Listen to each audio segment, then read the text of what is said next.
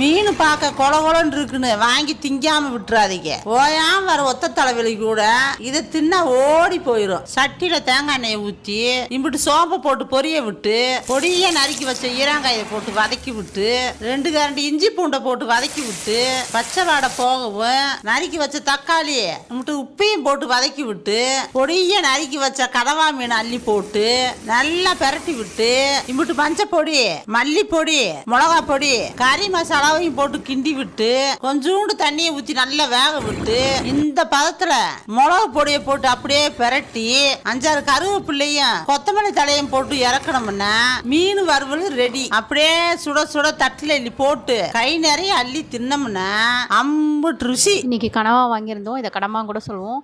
இதை தொக்கு கொஞ்சம் வச்சோம், கொஞ்சம் ஃப்ரை பண்ணி இவனுக்கு ஈவினிங் ஸ்நாக்ஸாக கொடுத்தோம். தொக்கோட கொஞ்சம் சாப்பிட்டேன். அதுக்கப்புறம் ரசம் ஊற்றின்னு இதை தொட்டு சாப்பிடும் போது வேறு லெவலுங்க. சூப்பராக சூப்பர்.